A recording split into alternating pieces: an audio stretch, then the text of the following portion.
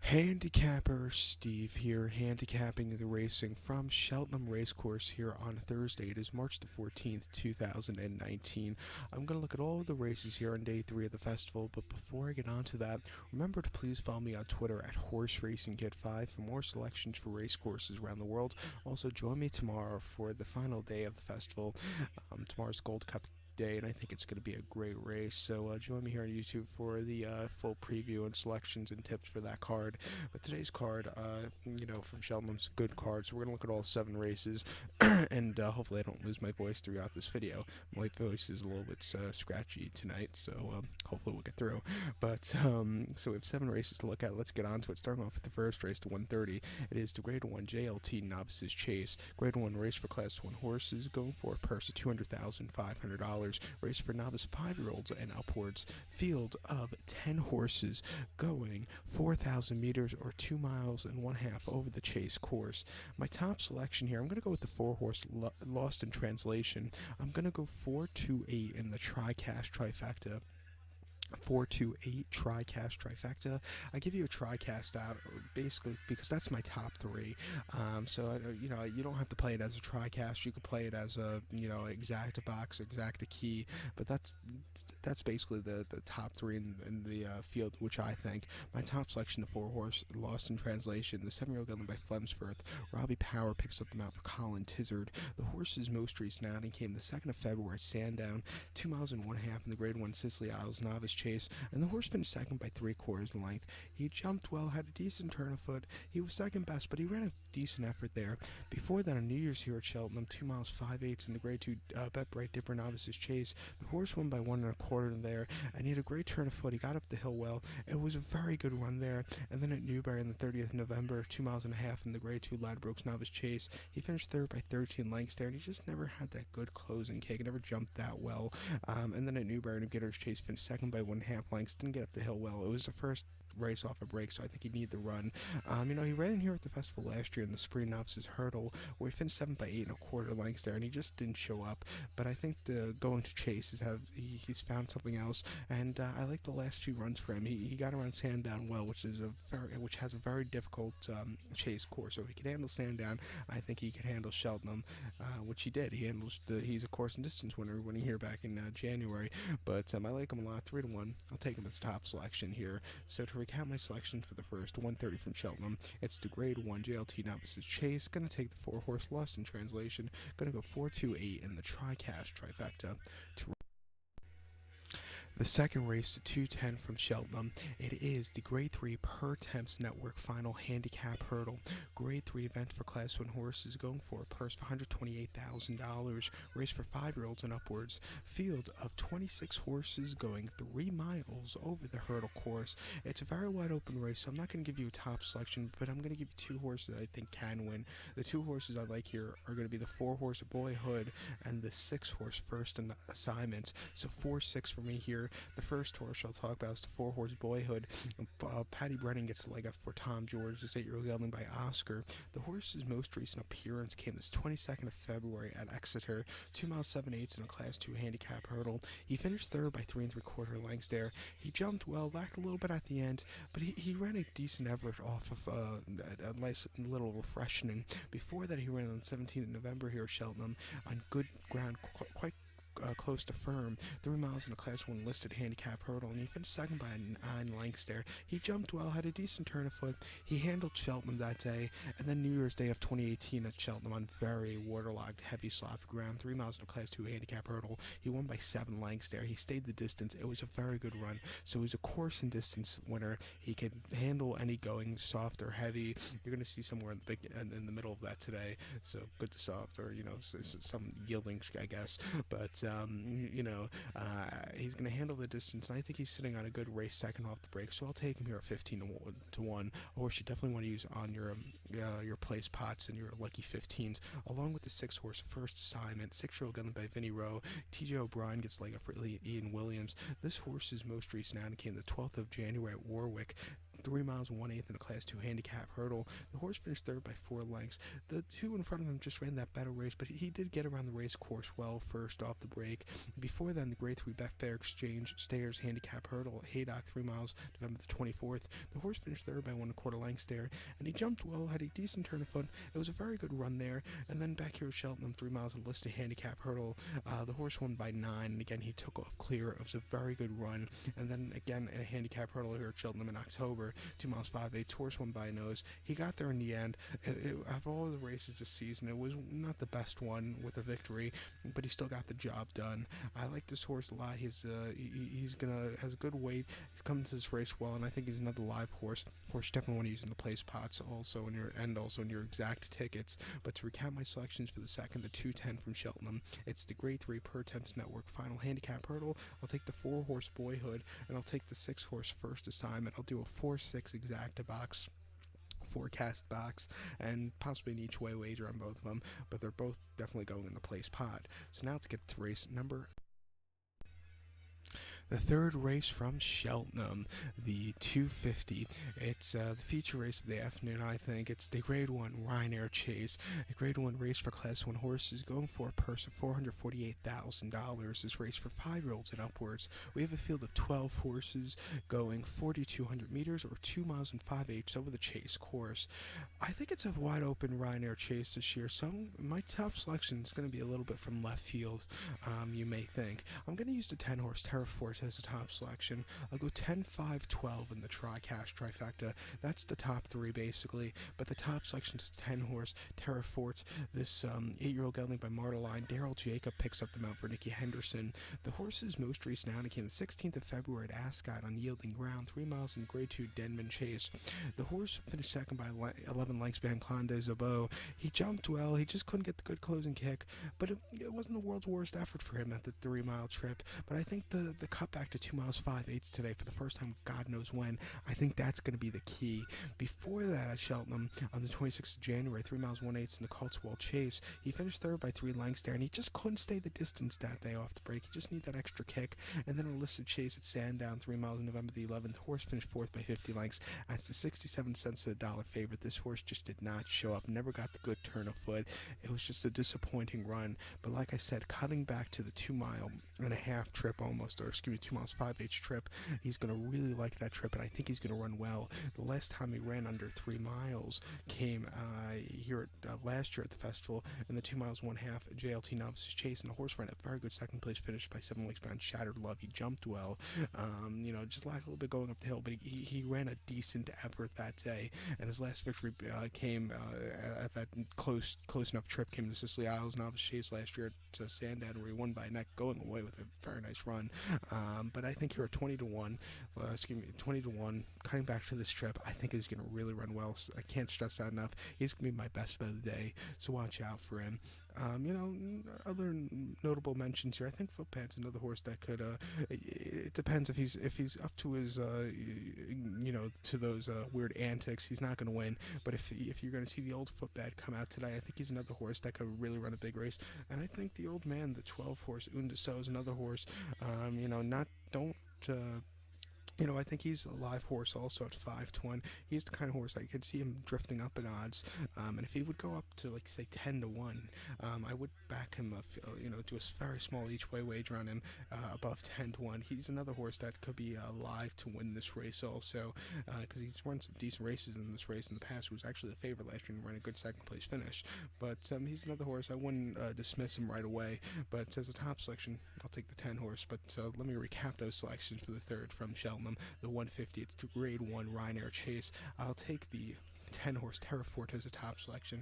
I'll go 10, 5, 12 in the TriCash trifecta, and I'll definitely use those horses in the place pot. Well, definitely the 10 in the place pot, and like I said, the 10-horse Terraforce is my best bet of the day. So now let's get to the fourth. The fourth race, the 3:30 from Cheltenham. It is the Grade 1 Sun Racing Stayers Hurdle. It's a Grade 1 race for Class 1 horses going for a purse of $416,000. Race for 4-year-olds and upwards. We have a field of 18 horses going 3 miles over the hurdle course. Top selection here in the Stayers Hurdle. I'm going to take the number 3 horse, Black Op. I'm going to go 3:13.10 in the TriCast trifecta. I know, crazy giving out a TriCast in 18 horse fields, but that's the top 3 basically, 3:13.10. And I'll definitely use the first 2 in the place pot. But the top selection, the 3 horse Black Op. 8-year-old going by Stan Mason. No feel he gets like for Tom George. The horse is most recent out and came here at Cheltenham on the 26th of January. 3 miles in the Grade 2 Cleve Hurdle. The horse finished third by 14 lengths behind Paisley Park. He did jump well this one. He had a just a little bit of he couldn't get the hill, up the hill well at the end, but he didn't run half bad. But I think Paisley Park, who's running back in this one today, is a little bit of a vulnerable favorite. He ran here at the festival last year and ran an absolutely crap race, but he has come into this race better this year. But that last year's festival race was just an absolutely disaster run. So maybe he just doesn't like the crowds and something. But I'm not picking Paisley Park today as top selection. I won't use him unless only on the bottom of a TriCast ticket. But I think this Black Ops coming into this race better. And I think he's sitting on that big race. Before that, before trial day, he ran here at Cheltenham on New Year's, 2 miles 5/8 in the Grade 2 Bet Bright Dipper Novice Chase. He finished third by 7.25 lengths there behind Lost in Translation, who I backed in the first race. He jumped well, whacked a little closing kick, but he ran a good effort there over the chases. And then before that, in a novice chase at Exeter, 2 miles 5/8, December the 7th, horse finished third by 4.5 lengths. He just lacked a little bit, but he did jump well. But I think back to the smaller obstacles where I think this horse likes better, I think he'll really run well. He ran here at the festival last year in the Ballymore Novices Hurdle, where he finished second by 2.5 lengths behind Sandcrow. This horse ran an amazing race, I think, and after that he won the Betway Mersey Novices Hurdle at Aintree by half length, really jumping well. So I think back to the smaller obstacles, he should do well. At 10-1, I like him a lot. I'll be definitely going to the window on this one today. So to recap my selections now for the fourth, the 3:30 from Cheltenham. It's the Grade 1 Sun Racing Stayers Hurdle. Gonna take the 3 horse Black Op. I'll definitely use the 13 horse Up a Sunday in the place pot, and I'll go 3:13.10 in the TriCast trifecta. So now let's get to the 5th race. The 5th race, the 4:10 from Cheltenham. It is the Grade 3 Brown Advisory and Maribel Stable Plate Handicap Chase. It's a Grade 3 event going for Class 1 horses, going for a purse of $141,000. Race for 5-year-olds and upwards. Field of 24 horses going 4,200 meters or 2 miles and 5/8 over the chase course. My top selection here, I'll take the number 15 horse, Do It for the Village. I'm going to go 15-3 in the Forecast Exacta. That's the 2 horses I think can win here, and I'll definitely use both of them in a place pot, or I would suggest using them both in the place pot. But 15-3 here. Top selection, the 15 horse, Do It for the Village. 10-year-old gelding by Turtle Island. Patty Breding gets the leg up for Paul Henderson. The horse's most recent outing came the 22nd of February at Warwick, 2 miles and 1/2 in Class 2 handicap chase. The horse finished third by 2.5 lengths there, and he just never quickened up, but he did jump well during the main body of the race. Like I said, just didn't quicken up, but before that at Ascot on the 19th of January, 2 miles 5/8 in Class 2 handicap chase on quite wet ground, he finished second by 21 lengths. The winner, Cry Name, jumped like he was just walking in the park. It was a very easy run, but this horse, he was definitely second best there, but he got beat by a much better horse. And then at Chepstow on the 27th of December, 2 miles 3/8 in Class 2 handicap chase, the horse won by 7 lengths there. And he could have won by more, but Patty Bredin just pulled the horse up at the end. It was a very good run. And then a Class 2 handicap chase at Newbury in early December. Horse finished third by 12 lengths. It was his first without blinkers in quite a while, and I think without the headgear, he really did well. It was an improvement off the races before. Without the blinkers, again, he's been jumping well. He has a good weight in this handicap, and I think he's going to be sitting on a big race. So at 15-1, I'll take the chance with him. Like I said, here at Sheldon, you don't want to pick the short-priced horses. You want to pick the long long shots because those are the at Cheltenham you have to expect the unexpected. So we'll expect the unexpected in this race. So to recount my selections for the fifth, the 410 from Cheltenham, it's the Grade 3 Brown Advisory and Maribel Stable Plate Handicap Chase. I'll take the 15 horse, Do It for the Village. I'll go 15-3 in the Forecast Exacta, and I would also suggest you use both of those in the place pot. So now let's get to the sixth race. Race number 6, the 450 from Cheltenham. It is the Tattersall's Mares Novices Hurdle. It's a Class 1 Mares Novice Hurdle going for a purse of $115,000. It's races for novice 4-year-olds and upwards, fillies, mares only. We have a field of 22 horses going about 3,400 meters or 2 miles and 1/8 over the hurdle course. Top selection here, I'm going to go to the 21 horse Indefatigable.